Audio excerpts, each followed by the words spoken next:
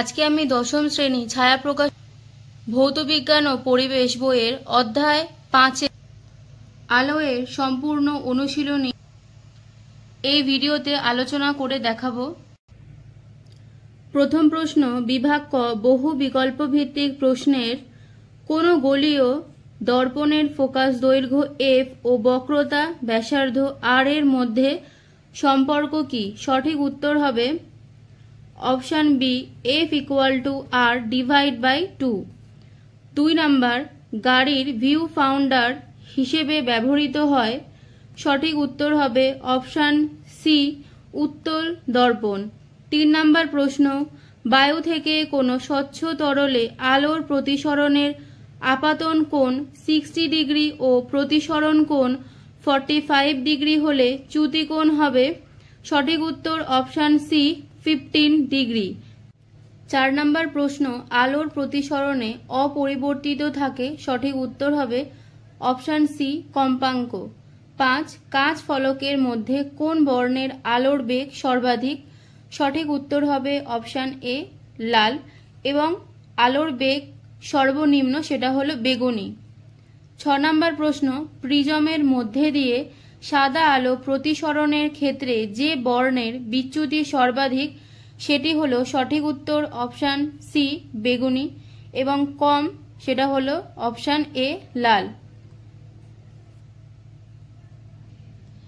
বিভাগ খ, অতি সংক্ষিপ্ত উত্তরভিত্তিক প্রশ্ন। 1, অবতল দর্পণের প্রধান অক্ষে সমান্তরাল আলোকরশ্মির কিরূপ প্রতিফলন হয়? এই উত্তরটা আমি তোমাদের লিখে দেখাচ্ছি, দেখে নাও। উত্তর লিখবে, দর্পণ দ্বারা প্রতিফলনের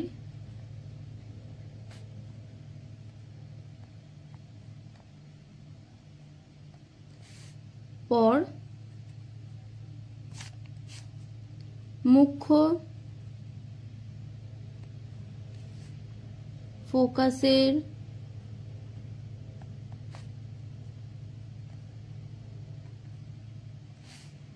মধ্যে দিয়ে যায়। উত্তর হবে দর্পণ দ্বারা প্রতিফলনের পর মুখ্য ফোকাসের মধ্যে দিয়ে যায়। 2 নাম্বার প্রশ্ন, অবতল দর্পণের সামনে কোথায় একটি বস্তু রাখলে বস্তুর বিবর্ধিত অসৎ বিম্ব গঠিত হয়? সঠিক উত্তর হবে কম দূরত্বে রাখলে। 3 নাম্বার, স্ট্রিট ল্যাম্পের প্রতিফলক হিসেবে কি ধরনের দর্পণ ব্যবহার করা হয়? উত্তর হবে উত্তল দর্পণ। 4 নাম্বার প্রশ্ন, প্রিজমের ভূমির সমান্তরালভাবে আপতিত রশ্মি প্রতিসরণের পর ভূমির দিকে না প্রান্তের দিকে বাঁকে? উত্তর হবে প্রতিসরণের পর ভূমির দিকে বেঁকে যায়। 5 নাম্বার প্রশ্ন, পাতলা লেন্সের আলোক কেন্দ্র কাকে বলে? উত্তর পেজ নাম্বার 47। উত্তর লিখবে, পাতলা লেন্সের ক্ষেত্রে আলোক কেন্দ্র হলো প্রধান অক্ষের উপর অবস্থিত এমন একটি বিন্দু যার মধ্যে দিয়ে আলোক রশ্মি গেলে তার কোনো রকম চ্যুতি হয় না। এইটুখানে লিখবে উত্তর। 6 নাম্বার প্রশ্ন আছে, লেন্সের গৌণ ফোকাস কি কোনো নির্দিষ্ট বিন্দু? উত্তর লিখবে হ্যাঁ। 7 নাম্বার প্রশ্ন, সুস্থ চোখের দূরবিন্দু কোথায় অবস্থিত? উত্তর লিখবে অসীমে অবস্থিত। 8 নাম্বার প্রশ্ন, কোন মাধ্যমের বেগ 2 × 10⁸ মিটার পার সেকেন্ড হলে ওই মাধ্যমের প্রতিসারাঙ্ক কত? উত্তর রয়েছে পেজ নাম্বার 58-এ। দেখো, প্রদত্ত মাধ্যমে আলোর বেগ দেওয়া আছে 2 × 10⁸ মিটার পার সেকেন্ড, এবং আমরা জানি শূন্যস্থানে আলোর বেগ, এটাকে ধরছে C, equal to 3 × 10⁸ metre per second. তাহলে আমাদের সূত্রটা এটা হবে c/v, তাহলে 3 × 10⁸ আর 2 × 10⁸, তাহলে এই দুটো কেটে যাবে, পড়ে থাকবে 3/2, তাহলে 2 দিয়ে আমরা যদি 3 কে ভাগ করি তাহলে আমরা উত্তর পাবো 1.5, এটাই হবে উত্তর। 9 নম্বর প্রশ্ন, আলোকের বিচ্ছুরণের একটি প্রাকৃতিক উদাহরণ আমি নিচে লিখে দিচ্ছি, উত্তরটা লিখবে আকাশের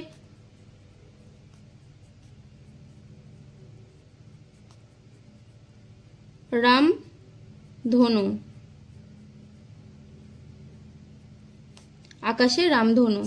10 নম্বর প্রশ্ন, কোন ধরনের লেন্স দিয়ে হ্রস্ব দৃষ্টির প্রতিকার করা হয়? উত্তর লিখবে অবতল।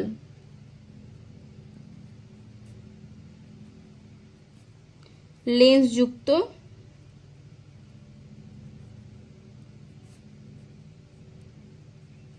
চশমা।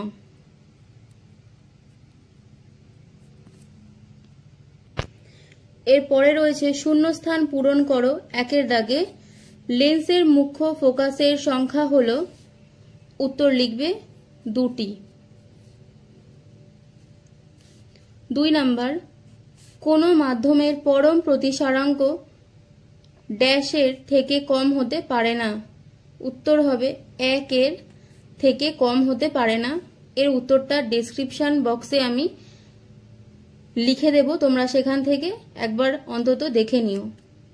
3 নাম্বার, দিনের বেলায় চাঁদের আকাশের রং কেমন দেখায়? উত্তর লিখবে কালো। 4 নাম্বার, ক্যামেরার অভিলক্ষ্য হিসেবে কোন লেন্স ব্যবহার করা হয়? উত্তর লিখবে উত্তল। তার পরের প্রশ্ন আছে, সত্য ও মিথ্যা নিরূপণ করো। প্রথম প্রশ্ন, কাঁচের স্ল্যাবে রশ্মি প্রতিসরণে কোনো চ্যুতি ঘটে না, উত্তরটা হবে সত্য। 2 নাম্বার প্রশ্ন, লম্ব আপতনের ক্ষেত্রে স্নেলের সূত্রটি প্রযোজ্য নয়, উত্তর হবে সত্য। 3 নাম্বার প্রশ্ন, বায়ু মাধ্যমে অবতল লেন্স হলো অভিসারী লেন্স, না, এর উত্তর হবে মিথ্যা। সঠিক উত্তরটা আমি নিচে অ্যারো দিয়ে দেখিয়ে দিচ্ছি, উত্তর লিখবে অপসারী। 4 নাম্বার, বেগুনি বর্ণের আলোর চ্যুতি সর্বাধিক, উত্তর হবে সত্য। আমি আবার বলছি, প্রথমটা হবে সত্য, দ্বিতীয়টা হবে সত্য, তৃতীয় মিথ্যা এবং চতুর্থ হবে সত্য। তৃতীয় যে উত্তরটা মিথ্যা, তার সঠিক উত্তর এখানে হবে অপসারী লেন্স। এরপর বিভাগ গ এর সংক্ষিপ্ত উত্তর ভিত্তিক প্রশ্ন। প্রথম প্রশ্ন, গোলীয় দর্পণের বক্রতা কেন্দ্র ও প্রধান অক্ষ কাকে বলে? উত্তর পেজ নাম্বার, দেখো 35 নম্বর পেজে উত্তর দেওয়া আছে বক্রতা কেন্দ্র। তোমরা লিখবে কোন গোলীয় দর্পণ যে গোলকের অংশ তার কেন্দ্রকে বক্রতা কেন্দ্র বলা হয়। তোমরা এক্ষেত্রে এই যে ছবিটা আছে, এই এ আর বি, এই ছবিটা লক্ষ্য করলে তোমরা বুঝতে পারবে। পরের যে পাঠের উত্তর সেটি হলো পেজ নাম্বার 36-এ রয়েছে। দেখো, কোন গোলীয় দর্পণের মেরু ও বক্রতা কেন্দ্রগামী সরল রেখাকে প্রধান অক্ষ বলা হয়। তাহলে দুটো উত্তর, একটা রয়েছে পেজ নাম্বার 35, আরেকটি রয়েছে পেজ নাম্বার 36-এ। পরের প্রশ্ন, 2 নম্বরের প্রশ্ন হচ্ছে, উপাক্ষীয় রশ্মি বলতে কি বোঝো? চিত্র সহ ব্যাখ্যা করো। এর উত্তর রয়েছে পেজ নাম্বার 39-এ রয়েছে এর উত্তরটা। দেখো তোমরা কতটা লিখবে। এই ছবিটা আগে আঁকবে, তারপর লিখবে এবি ও সিডি দর্পণের মেরুর খুব নিকটবর্তী অংশে আপতিত হয়েছে রশ্মি দুটি যথাক্রমে প্রধান অক্ষের সঙ্গে সমান্তরাল এবং প্রধান অক্ষের সঙ্গে নতি খুব কম। এই রশ্মিগুলোকে উপাক্ষীয় রশ্মি বলা হয়। এই ছবিটা কিন্তু আঁকবে, তারপরে এখান থেকে এতটা লিখবে। পরের প্রশ্ন, 3 নম্বর প্রশ্ন, গোলীয় দর্পণের মুখ্য ফোকাস ও ফোকাস দূরত্ব কি? পেজ নাম্বার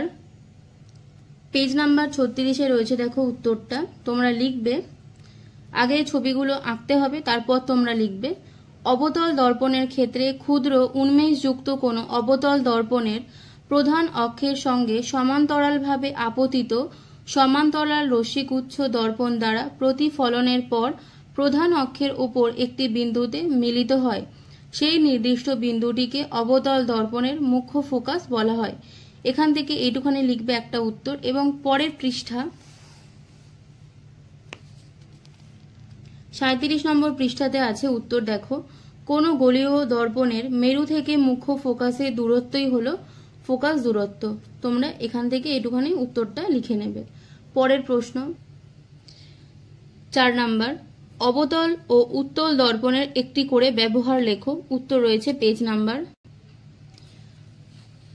41-এ রয়েছে উত্তর। দেখো, উত্তল দর্পণ আর অবতল দর্পণ এখানে অনেকগুলি করে দেওয়া রয়েছে। দেখো, যেমন উত্তল দর্পণের ক্ষেত্রে মোটর, সাইকেল, বাস, লরি ইত্যাদিতে গাড়িতে ভিউ ফাইন্ডার হিসেবে উত্তল দর্পণ ব্যবহার করা হয়, এটা হবে 1 নাম্বার। তারপর তোমরা লিখবে স্ট্রিট ল্যাম্পের প্রতিফলক হিসেবে উত্তল দর্পণ ব্যবহার করা হয়, এটা 2 নাম্বার।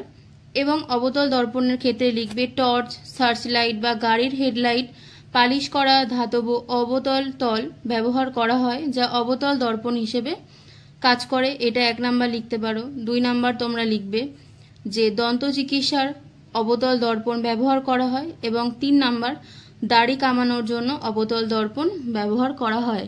তাহলে এক্ষেত্রে 2টো উদাহরণ দেওয়া আছে এবং এখানে 3টে, তোমরা এটা পড়ে তোমরা লিখে নেবে। পরের প্রশ্ন 5 নাম্বার, আলোক রশ্মির লঘু থেকে ঘন মাধ্যমে প্রতিসরণে চ্যুতিকোণ নির্ণয় করো। উত্তর রয়েছে পেজ নাম্বার 42-তে রয়েছে উত্তর। দেখো, এই ছবিটা কিন্তু আঁকতেই হবে, তারপর লিখবে আলোক রশ্মি লঘুতর মাধ্যম থেকে ঘনতর মাধ্যমে প্রবেশ করলে, এতটা লিখবে। তারপর এইটা কেটে দেবে, কেটে দেওয়ার পরে এটাও আর লেখার দরকার নেই, বা লিখতে পারো চিত্র থেকে পাওয়া যায় এখান থেকে এতটা, delta equal two I minus R, এতটুকুনি লিখবে। ছবিটা অবশ্যই আঁকবে, তারপর কিন্তু লিখবে। পরের প্রশ্ন 6 নাম্বার, উত্তর লেন্স দ্বারা অসৎ প্রতিবিম্ব গঠন ব্যাখ্যা করো। উত্তর পেজ নাম্বার 85-এর মধ্যে রয়েছে উত্তরটা। দেখো, তোমরা লিখবে উত্তর লেন্স দ্বারা বস্তুর সমশীর্ষ বিবর্ধিত অসৎ বিম্ব পেতে গেলে O1 O2 বস্তুকে ফোকাস দূরত্বের চেয়ে কম দূরত্বে অর্থাৎ O ও F1 এর মধ্যে প্রধান অক্ষের উপর লম্বভাবে রাখতে হবে। এক্ষেত্রে চিত্রটা তোমরা আঁকবে, এঁকে এখানে এতটা লিখবে। এখানে যেহেতু দেখো দেওয়া আছে সমশীর্ষ বিবর্ধিত, তো এই দুটো যদি তোমরা লেখো তাও কিন্তু কোনো অসুবিধা নেই, তোমরা এখান থেকে এই উত্তর লেন্স থেকে এতটুকুনি উত্তর লিখে দেবে। পরের প্রশ্ন 7 নম্বরের প্রশ্ন হলো চোখের নিকট বিন্দু ও দূর বিন্দু বলতে কি বোঝো। উত্তর লিখবে পেজ নাম্বার 53 এর মধ্যে রয়েছে উত্তর। দেখো, কষ্ট না করে চোখ থেকে সর্বাপেক্ষা দূরের যে বিন্দুতে একটি বস্তুকে স্পষ্টভাবে দেখতে পাওয়া যায় তাকে চোখের দূরবিন্দু বলা হয়, এইটুখানি তোমরা লিখবে। এরপর যেটা ইম্পর্টেন্ট, এটা কিন্তু শর্ট কোয়েশ্চেনও আসতে পারে, লিখবে সুস্থ চোখের ক্ষেত্রে দূরবিন্দু অসীমে অবস্থিত। এটা কিন্তু আমরা অলরেডি শর্ট কোয়েশ্চেনে করেছি, সেক্ষেত্রে তোমরা এটাও কিন্তু পড়ে রাখবে। পরের যে নেক্সট পার্ট, তার উত্তর রয়েছে 54 পেজে। দেখো, লিখবে কষ্ট না করে চোখ সর্বাপেক্ষা নিকটতম যে বিন্দু পর্যন্ত একটি বস্তুকে স্পষ্টভাবে দেখতে পায় তাকে চোখের নিকট বিন্দু বলা হয়, এটুখানি লিখবে উত্তর। তার সাথে সুস্থ চোখের ক্ষেত্রে নিকট বিন্দু দূরত্ব প্রায় 25 সেন্টিমিটার। তোমরা কিন্তু এটাও ভালো করে পড়ে রাখবে। তাহলে দুটো উত্তর, একটা রয়েছে 53 এবং আরেকটি রয়েছে 54 পেজে। পরের প্রশ্ন 9 নাম্বার, আলোর বিক্ষেপণ বলতে কি বোঝো। উত্তর রয়েছে পেজ নাম্বার এখানে 7-এর দাগের উত্তরটা আমি লিখেছি, এবার আমি 8 দেখাবো। অতি বেগুনি রশ্মির ব্যবহার ও ক্ষতিকর প্রভাব লেখো। উত্তর রয়েছে পেজ নাম্বার 58 এর মধ্যে। দেখো, এখানে লেখা আছে অতি বেগুনি রশ্মি, তাহলে এখানে ব্যবহার এবং ক্ষতিকর প্রভাব দেওয়া আছে। এর মধ্যে তোমরা সবগুলো ইম্পর্টেন্ট লিখবে। অতি বেগুনি রশ্মি জীবাণুনাশক কাজে ব্যবহৃত হয় এবং ত্বকের কিছু সংক্রমণ যেমন সোরিয়াসিস চিকিৎসায় ব্যবহৃত হয়, এখান থেকে এই দুটো লিখবে। এক্স রশ্মি কি কাজে লাগে, হাত ভেঙে গেলে বা দাঁতের ভিতরের গঠন জানার জন্য লিখবে। আর ওয়াই রশ্মি বা গামা রশ্মি লিখবে রেডিওথেরাপি ক্যান্সার কোষ ধ্বংস করার জন্য। এই তিনটে, এখান থেকে দুটো, এখান থেকে একটা এবং এখান থেকে একটা ব্যবহার লিখে দেবে। ক্ষতিকর প্রভাব লিখবে, দেখো অতিবেগুনি রশ্মি পরিমাণ বেশি হলে অন্ধত্ব বা ত্বকের ক্যান্সার হতে পারে।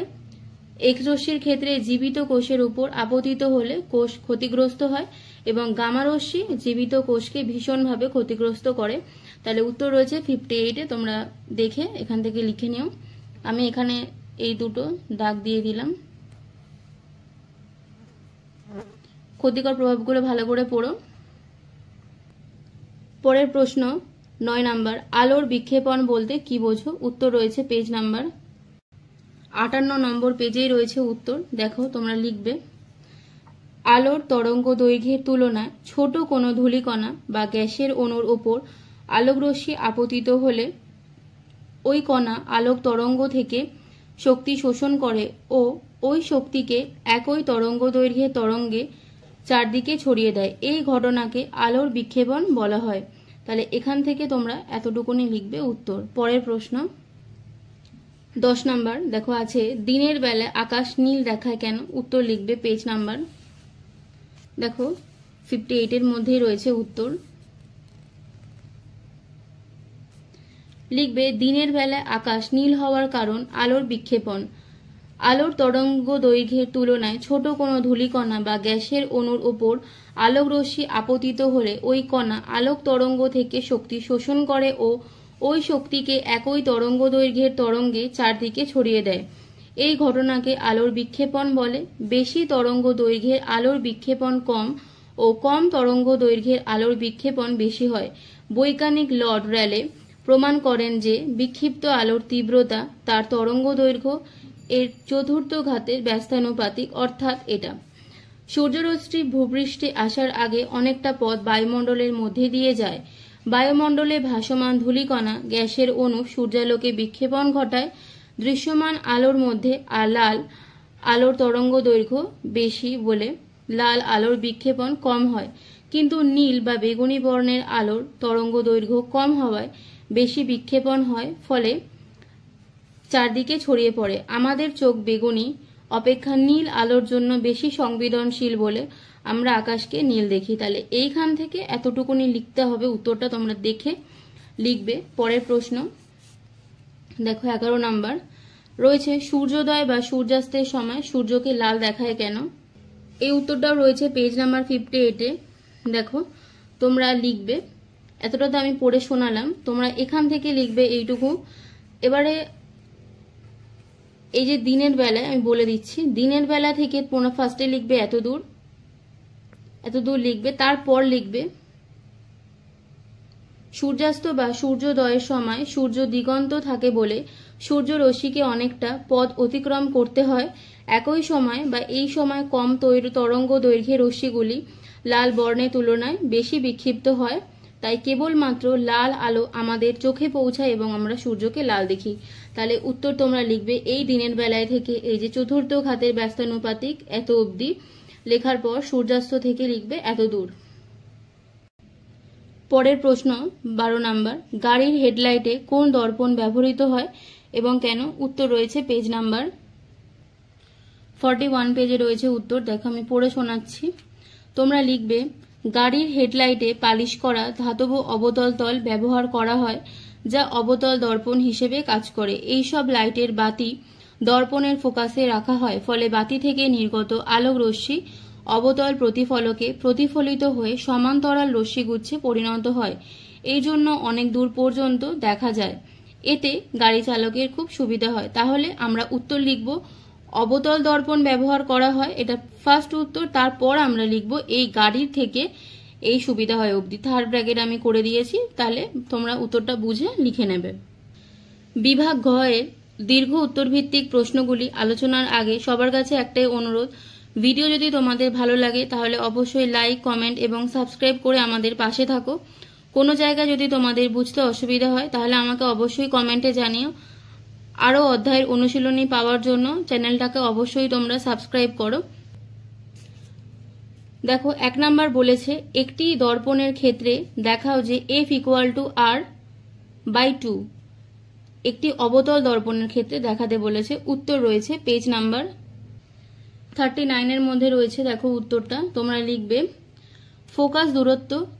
এখানে আগে এই যে ছবিটা কিন্তু তোমাদের আঁকতে হবে, তারপর লিখবে ফোকাস দূরত্ব PF ইকুয়াল টু F ও বক্রতা ব্যাসার্ধ PC ইকুয়াল টু R। অবতল দর্পণের প্রধান অক্ষের সঙ্গে সমান্তরালভাবে AB আলোকরশ্মি B বিন্দুতে দর্পণের উপর আপতিত হয়ে প্রতিফলনের পর ফোকাসের মধ্যে দিয়ে যায়। এরপর C আর B, এই যে দেখো C আর B যুক্ত করা হলো, CB হলো B বিন্দুতে দর্পণের উপর অভিলম্ব। তাহলে তোমরা এখান থেকে উত্তরটা এতটা লিখে নেবে। এটা ভালো করে একটু প্র্যাকটিস করবে, তাহলে কিন্তু তোমরা পারবে। পরের প্রশ্ন 2 নম্বর প্রশ্ন, রেখাচিত্রের সাহায্যে অবতল দর্পণ দ্বারা বিবর্ধিত অসৎবিম্ব গঠন ব্যাখ্যা করো। উত্তর রয়েছে পেজ নাম্বার 40 এর মধ্যে রয়েছে। দেখো উত্তর লিখবে এই যে অবতল দর্পণ। তার আগে বলি এই ছবিটা কিন্তু আঁকতে হবে, তারপরে কিন্তু তোমরা লিখবে। দেখো অবতল দর্পণ দ্বারা অসৎ বিবর্ধিত প্রতিবিম্ব পেতে গেলে ও বস্তুকে অবশ্যই ফোকাস কম দূরত্বে রাখতে হবে। তারপর এই যে ছবি, এটা লিখবে না, 5.18 লিখবে না, কারণ তোমরা তো ছবিটা আঁকছো, তারপর লিখবে চিত্রে বিস্তৃত বস্তু। তোমরা এখান থেকে এত দূর লিখে নেবে উত্তরটা। পরের প্রশ্ন 3 নম্বর প্রশ্ন, দেখো রেখাচিত্রের সাহায্যে উত্তর লেন্স দ্বারা বিবর্ধিত ও খর্বকায় সদ্বিম্ব বিবর্ধিত অসৎবিম্ব গঠন ব্যাখ্যা করো। উত্তর আছে পেজ নাম্বার 49 রয়েছে। দেখো উত্তরটা তোমরা লিখবে ফার্স্টের যে পার্টটা, তোমরা এখান থেকে উত্তর লেন্স দ্বারা কোনো বস্তুর এখান থেকে এত দূর লিখবে। তারপরের পেজে চলে পেজ নাম্বার 50 মধ্যে এখান থেকে তোমরা এ অবধি লিখবে। তাহলে প্রথমে ওইটুখানি, তারপরে এখান থেকে এইটুখানি লিখবে। এক্ষেত্রে ছবিগুলো আঁকা কিন্তু খুবই জরুরি, ছবি না আঁকলে তোমরা কিন্তু নাম্বার পাবে না। পরের প্রশ্ন 4 নম্বরের প্রশ্ন, দেখো মায়োপিক রোগী কি চশমা ব্যবহার করেন এবং কেন। এই যে মায়োপিক, এদেরকে বলা হয় হ্রস্ব দৃষ্টিযুক্ত। তো মায়োপিক বা মায়োপিয়া হবে, যাই হোক উত্তরটা দেখো। দেখো 54 পেজে লেখা আছে হ্রস্ব দৃষ্টি বা মায়োপিয়া। মায়োপিয়া আর মায়োপিক একই যদিও। দেখো এখানে তোমরা উত্তরটাই লিখবে। প্রতিকার এখান থেকে লিখবে যে মায়োপিয়াদের ক্ষেত্রে অবতল লেন্সযুক্ত চশমা ব্যবহার করা হয়, এটা প্রথম উত্তর লিখবে। দ্বিতীয় লিখবে উপযুক্ত ফোকাস দৈর্ঘ্যের অবতল লেন্সযুক্ত চশমা ব্যবহার করলে এই ত্রুটি দূর করা যায়। অবতল লেন্সটির ফোকাস দৈর্ঘ্য এমন হবে যাতে দূরবর্তী কোনো বস্তু থেকে আগত সমান্তরাল রশ্মিগুচ্ছ অবতল লেন্স দ্বারা প্রতিসরণের পর মনে হবে এফ বিন্দু থেকে অপসৃত হচ্ছে। এফ বিন্দুটি দূর বিন্দু হওয়ার অক্ষি লেন্সের প্রতিসরণের পর প্রতিবিম্বটি রেটিনায় গঠিত হবে। তাহলে এইটুখানি লিখবে উত্তর। এক্ষেত্রে ছবিটা যদি পারো তাহলে তোমরা এঁকে দেবে, যদি বেশি মার্কসের পড়ে তাহলে। 5 নম্বরের প্রশ্ন, দেখো স্নেলের সূত্রের সাহায্যে আলোর বিচ্ছুরণ ব্যাখ্যা করো। প্রথমে তোমরা লিখবে স্নেলের সূত্র অনুযায়ী sine i equal to sine r, sine r equal to sine, তারপরে তোমরা ধ্রুবকগুলো লিখবে আই ইকুয়াল টু আপাতন কোণ এবং আর ইকুয়াল টু প্রতিসরণ কোণ। যেহেতু আপতন কোণ আই সমস্ত আলোর বর্ণের ক্ষেত্রেই একই, তারপর তোমরা লিখবে এই ধ্রুবকটিকে প্রথম মাধ্যমের সাপেক্ষে দ্বিতীয় মাধ্যমের প্রতিসারাঙ্ক বলে। এই প্রতিসারাঙ্কের মান আপতিত রশ্মির বর্ণের উপর এবং প্রথম ও দ্বিতীয় মাধ্যমের প্রকৃতির উপর নির্ভর করে। এখন শূন্য বা বায়ু মাধ্যমে প্রতিটি বর্ণের আলোর বেগ সমান হলেও কোনো আলোকীয় মাধ্যমের ভিন্ন বর্ণের আলোর বেগ ভিন্ন হয়। দৃশ্যমান আলোর ক্ষেত্রে বেগুনি আলোর জন্য মাধ্যমের প্রতিসারাঙ্ক সর্বোচ্চ ও লাল আলোর জন্য সর্বনিম্ন হয়। প্রতিসারকের এই পরিবর্তনের জন্য প্রতিসরণের ফলে ভিন্ন বর্ণের আলো ভিন্ন কোণে বেঁকে যায়। এই আপতন কোণের জন্য সাদা আলোর মধ্যে উপস্থিত বিভিন্ন বর্ণের আলোর প্রতিসরণ বিভিন্ন হয়, এই কারণে সাদা আলো বিচ্ছুরিত হয়। তাহলে তোমরা এইটুখানি প্রথমে উত্তরটা দেখো লিখবে, তারপর আমি বই থেকে দেখাচ্ছি। আমি যেটুকুই দেখালাম সেটা সাদা আলোর জন্য এবং বই থেকে শুধুমাত্র লাল আর বেগুনি দেওয়া রয়েছে। তো সেখান থেকে উত্তরটা দেখো পেজ নাম্বার 56 রয়েছে উত্তর। দেখো এখানে লাল আর বেগুনি বর্ণের আলোর ক্ষেত্রে দেওয়া রয়েছে, তোমরা এত দূর লিখবে, আমি ব্র্যাকেট করে দিয়েছি। আর আমি যেটা দেখালাম সেটা সাদা বর্ণের আলোর ক্ষেত্রে। তো যেটা দেবে তোমরা পাট পাট করে উত্তরগুলো বুঝে লিখে নেবে। পরের প্রশ্ন 6 নম্বর প্রশ্ন দেখানোর আগে তোমরা অনেক বন্ধু আছো যারা আমাদের ভিডিও দেখছো কিন্তু লাইক করছো না বা সাবস্ক্রাইব করছো না, তাদের যদি আমাদের ভিডিও ভালো লাগে তাহলে অবশ্যই একটু সাবস্ক্রাইব করে আমাদের পাশে থেকো। পরের প্রশ্ন দেখো, প্রিজমের ক্ষেত্রে প্রমাণ করো চ্যুতিকোণ delta equal to I1 plus I2 minus A. চিহ্নগুলি প্রচলিত অর্থে ব্যবহৃত, মানে এটার যে উদাহরণ সেটা তোমাকে প্রমাণ করতে বলেছে। উত্তর রয়েছে পেজ নাম্বার 45 এর মধ্যে রয়েছে উত্তরটা। দেখো উত্তরটা অনেকটা বড়, তোমরা একটু বুঝে শুনে লেখো, আমি আন্ডারলাইন তো করে দিয়েছি। দেখো তোমরা এখান থেকে লিখবে আমরা প্রিজমের প্রধান ছেদ বরাবর, এখান থেকে উত্তর লিখবে। এতটা লেখার হয়ে গেলে পরের পেজ 46 এর মধ্যেও এতটা তোমাদের লিখতে হবে। মোট দুটো পেজ মিলিয়ে আছে উত্তরটা। 45 পেজে ঠিক এতটা, তারপর 46 পেজে এতটা। সম্পূর্ণ অনুশীলনটা এখানেই শেষ করলাম। দেখা হচ্ছে পরবর্তী ভিডিওতে। সবাই ভালো থেকো, ধন্যবাদ।